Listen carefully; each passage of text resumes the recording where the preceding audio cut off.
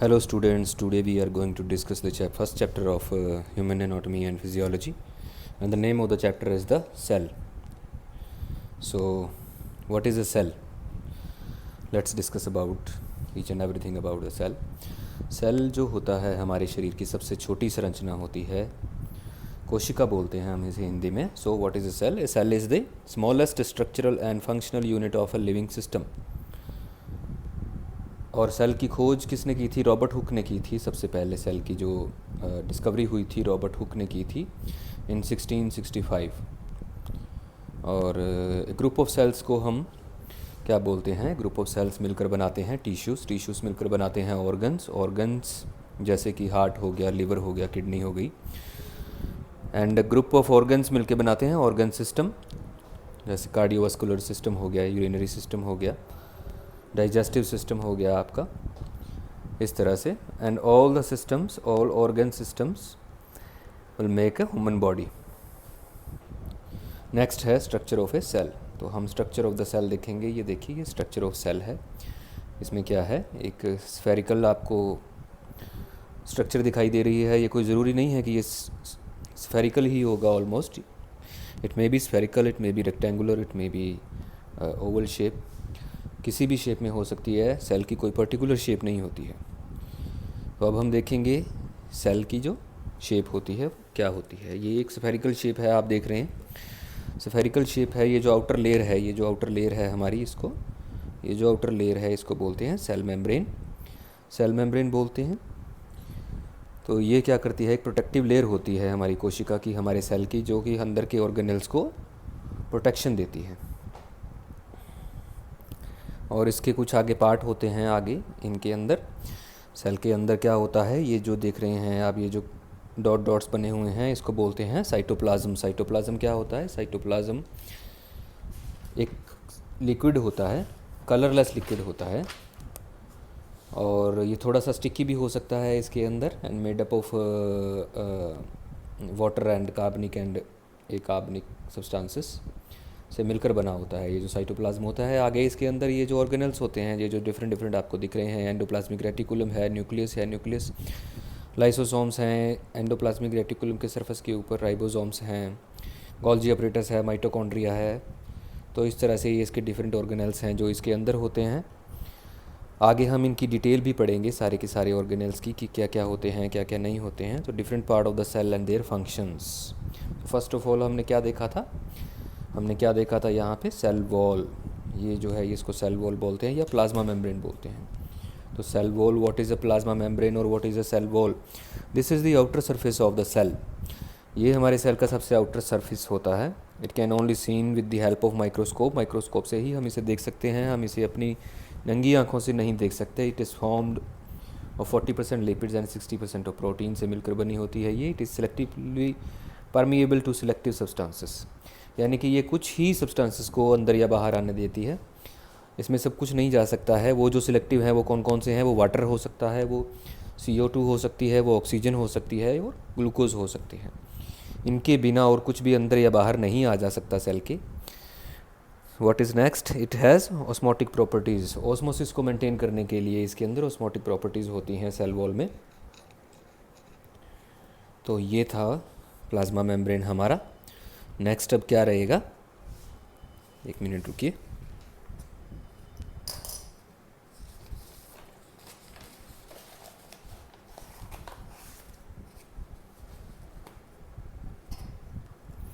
Next है हमारा cytoplasm.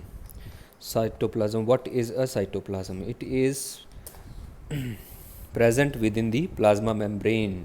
जो स्ट्रक्चर मैंने आपको दिखाई थी पीछे, जो डॉटेड पोर्शन था, जो कलरलेस पोर्शन होता है, उसको बोलते हैं हम साइटोप्लाज्म. क्या बोलते हैं? साइटोप्लाज्म. साइटोप्लाज्म के अंदर इट कंटेन्स सेल ऑर्गेनल्स. ठीक है ना? ये वाली जो मैंने दिखाई थी आपको, इसको बोलते हैं साइटोप्लाज्म. ये जो है, ये जो पोर्शन है सारा का सारा इसके अंदर, ये कलरलेस पोर्शन होता है, थोड़ा सा स्टिकी होता है, लिक्विड पोर्शन होता है, इसको बोलते हैं साइटोप्लाज्म. साइटोप्लाज्म के अंदर आगे फर्दर ऑर्गेनल्स होते हैं, वो हम पढ़ेंगे कौन कौन से होते हैं. इसमें न्यूक्लियस होता है, माइटोकॉन्ड्रिया होता है, गोल्जी अपरेटस होता है, एंडोप्लाज्मिक रेटिकुलम होता है, लाइसोसोम्स होते हैं, राइबोसोम्स होते हैं. ये कुछ डिफरेंट पार्ट्स होते हैं सेल के. फिर हम आगे देखेंगे इसकी जो ऑर्गेनल्स हैं उनको फर्दर स्टडी करेंगे थोड़ा थोड़ा। उसमें आपको क्या मिलेगा, न्यूक्लियस मिलेगा। This is the largest structure present almost at the centre of the cell. ये हमारे सेल के अंदर सबसे लार्जेस्ट स्ट्रक्चर होती है। ये आपको एग्जाम में फिल इन द ब्लैंक्स में भी आ सकता है कि सेल के अंदर सबसे लार्जेस्ट स्ट्रक्चर कौन सी होती है, तो हमारा आंसर रहेगा न्यूक्लियस। मोर और less spherical in shape, spherical होता है या कम ज़्यादा हो सकता है, मोर और less spherical in shape. It is bounded by a nuclear membrane, nuclear membrane से बाउंड होता है। इसके आजू बाजू में झिल्ली होती है, मेम्ब्रेन को हम हिंदी में झिल्ली बोलते हैं। तो ये एक न्यूक्लियर मेम्ब्रेन से बाउंडेड होता है। न्यूक्लियस के अंदर फर्दर न्यूक्लियस होता है और क्रोमेटिन होता है। न्यूक्लियस के अंदर फर्दर न्यूक्लियस होता है। न्यूक्लियस कौन सा होता है, ये वाला जो है न्यूक्लियस है इसमें, ये वाला जो, ये इसके अंदर न्यूक्लियस है, और ये जो इसके अंदर फर्दर डॉटेड पार्ट्स हैं ये क्रोमेटिन है। तो ये न्यूक्लियस और क्रोमेटिन होता है, उसको पढ़ेंगे हम। न्यूक्लियस क्या होता है, it is highly coiled filamentous structure present in the nucleus. It has no membrane around it, इसके आजू बाजू में कोई मेम्ब्रेन नहीं होता। जबकि न्यूक्लियस के अराउंड एक मेम्ब्रेन होती है, बट न्यूक्लियस के अराउंड कोई मेम्ब्रेन नहीं होती। Nucleus is the site of ribosomal RNA synthesis. Ribosomal RNA synthesis, ribosomal RNA एक प्रोटीन होता है, उस प्रोटीन की सिंथेसिस न्यूक्लियस में ही होती है। और न्यूक्लियस आगे फर्दर सेल डिवीजन में भी हेल्पफुल होता है। फिर हम पढ़ेंगे chromatin. What is a chromatin? Chromatin क्या है? These are fibrous thread present inside the nucleus, inside the nucleus. Nucleus के अंदर जैसे हमने पढ़ा न्यूक्लियस होता है, तो ये भी होती है further. They are made up of DNA and proteins. वो आरएनए से बना होता है न्यूक्लियस, बट क्रोमेटिन क्या होता है, डीएनए एंड प्रोटीन से मिलकर बनता है। And they carry genetic informations, जिनको हम अनुवांशिकी क्या बोलते हैं इन्फॉर्मेशन को,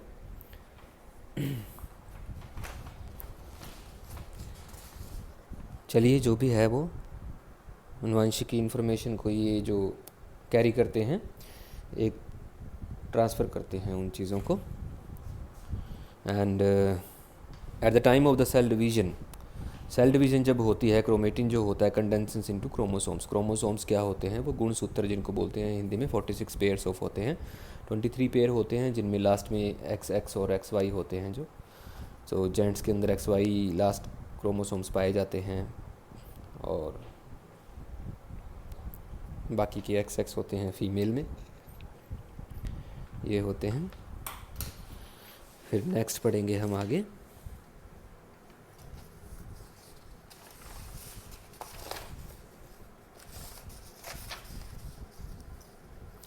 एक मिनट होल्ड करिए प्लीज़।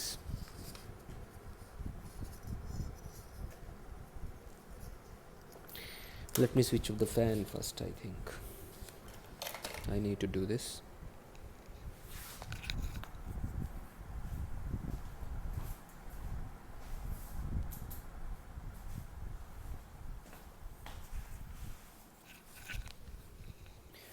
नेक्स्ट है mitochondria. What is a mitochondria?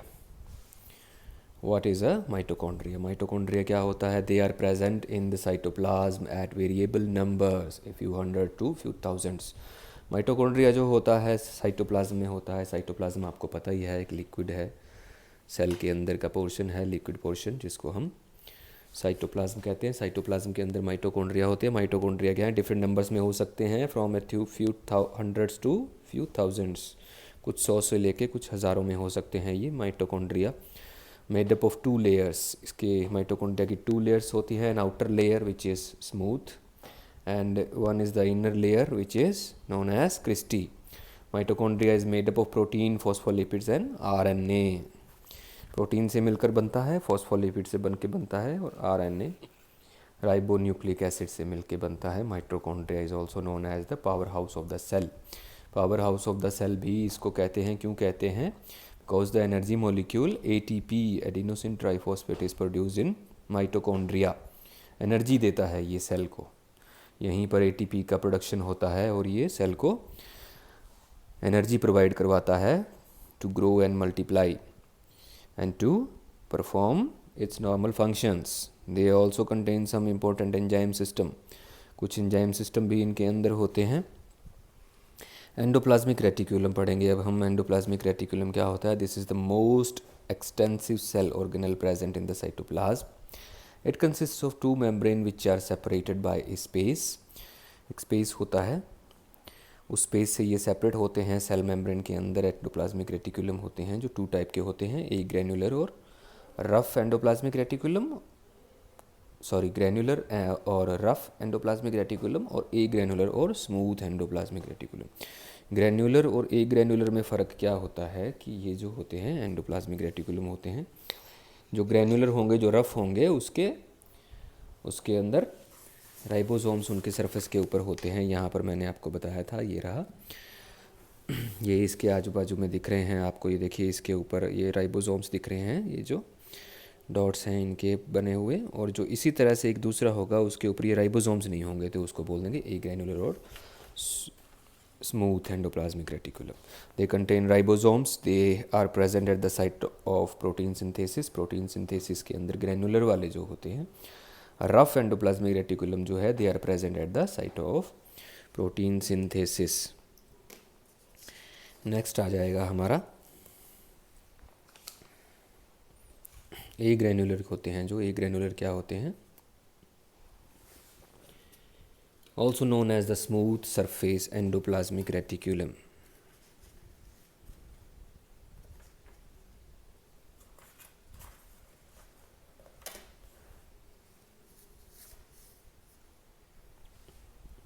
Do not contain ribosomes, इनके ऊपर राइबोसोम्स नहीं होते हैं। Responsible for fatty acid and steroid synthesis. वो क्या था?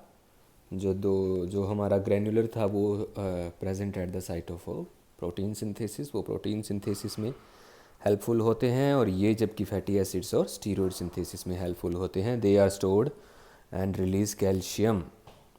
They also store and release calcium, calcium की स्टोरेज और उनकी रिलीज में हेल्पफुल होते हैं। फिर हम पढ़ेंगे आगे Golgi apparatus. What is Golgi apparatus? This is a cup shaped structure. Golgi apparatus जो होता है एक कप शेप होता है, situated between the nucleus and apex of the cell. Situated between the nucleus and apex, apex मतलब किनारा, उसका जो सेल का जो है मतलब न्यूक्लियस और उसके बीच में हो सकते हैं ये। Concern with the concentration of protein before it's secretion. ये जब हमारी बॉडी में प्रोटीन का सिक्रेशन करते हैं तो उनकी कंसंट्रेशन को ये डिसाइड करते हैं कि कितनी कंसंट्रेशन में करना है, क्या कंसंट्रेशन रहेगा। There are 3 types of Golgi bodies, cristae, cisternae, vesicles and vacuoles. इनके फर्दर आगे डिवाइडेशन है ये। फिर हम पढ़ेंगे lysosomes. What are lysosomes? These are small spherical और oval bodies surrounded by a single membrane. Lysosomes जो होते हैं, दीज आर स्मॉल स्फेरिकल और oval bodies surrounded by a single membrane. Lysosomes are also known as suicidal bags of the cell. Lysosomes को suicidal bags of the cell कहते हैं। Lysosomes को क्यों कहते हैं suicidal bag of the cell?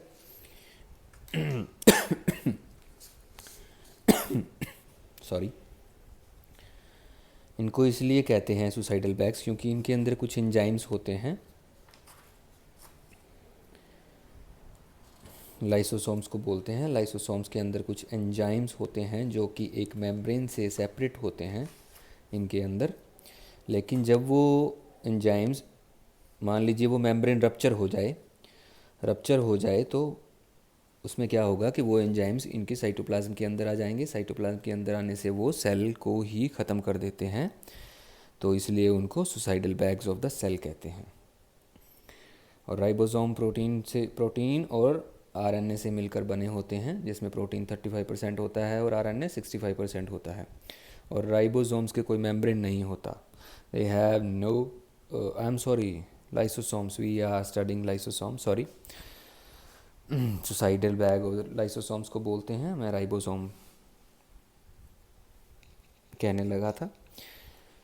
It is the lysosomes. These are small spherical oval bodies surrounded by a single membrane. Lysosomes are also known as suicidal bag of the cell. इनको बोला जाता है, ये Oval shape या spherical हो सकते हैं। Lysosomes जो होते हैं, और हाइड्रोलिटिक एंजाइम होते हैं, जो मैं बता रहा था कि सुसाइडल बैग ऑफ सेल इसको बोला जाता है, क्योंकि इसमें कुछ हाइड्रोलिटिक एंजाइम होते हैं जो कि क्या करते हैं, प्रोटीन और कार्बोहाइड्रेट्स को आगे फर्दर उनको छोटे छोटे पार्ट्स में ब्रेक डाउन करते हैं, उनके ब्रेक डाउन के काम आता है। तो इसीलिए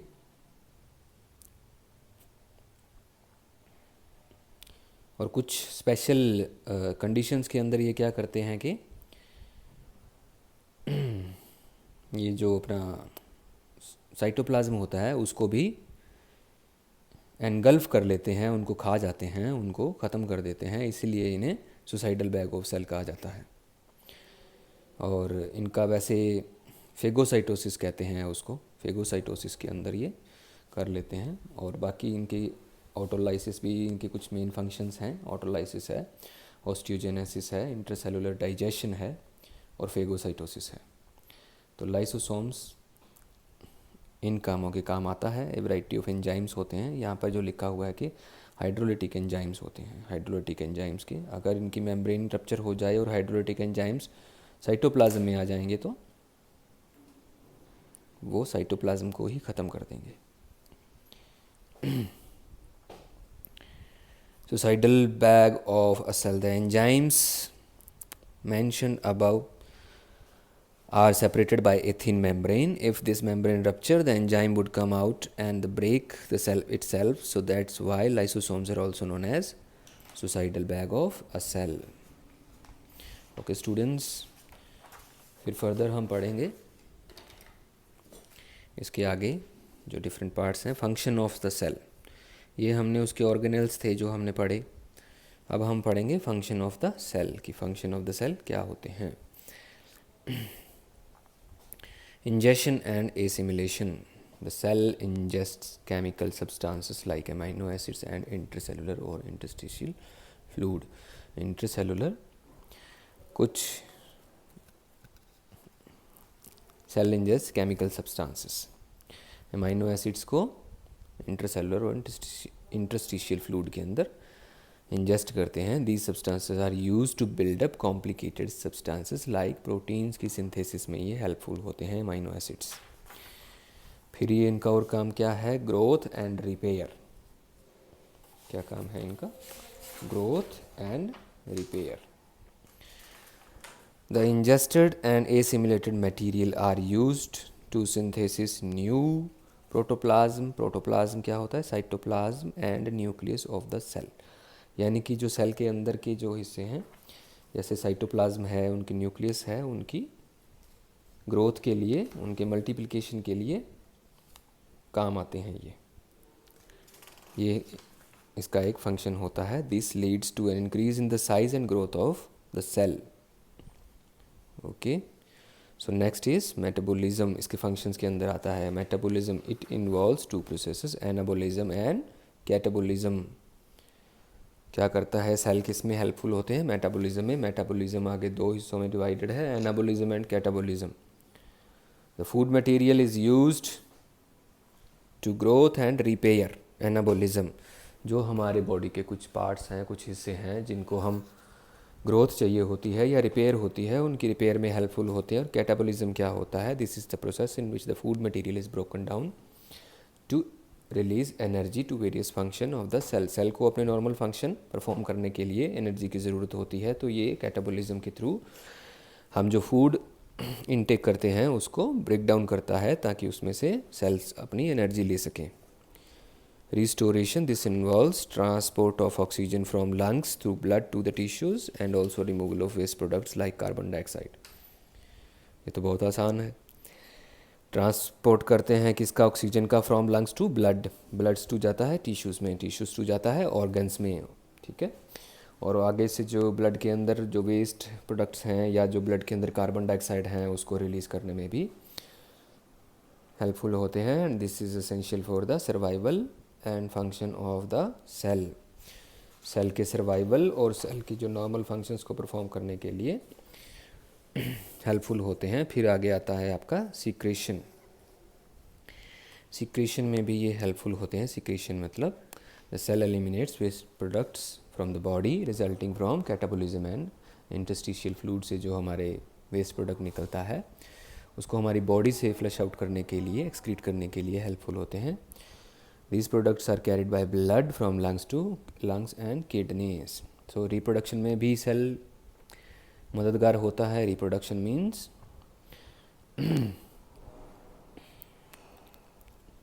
नेक्स्ट जनरेशन को फर्दर इम्प्रूव करने के लिए, नेक्स्ट जनरेशन की ग्रोथ के लिए सेल बहुत हेल्पफुल होते हैं। After growing to an optimum size, जब सेल एक अपनी ऑप्टिमम साइज गेन कर लेता है, the cell divides into daughter cells, वो आगे फर्दर डिवाइड हो जाता है।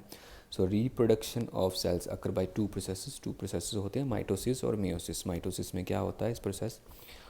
Mitosis is a process in which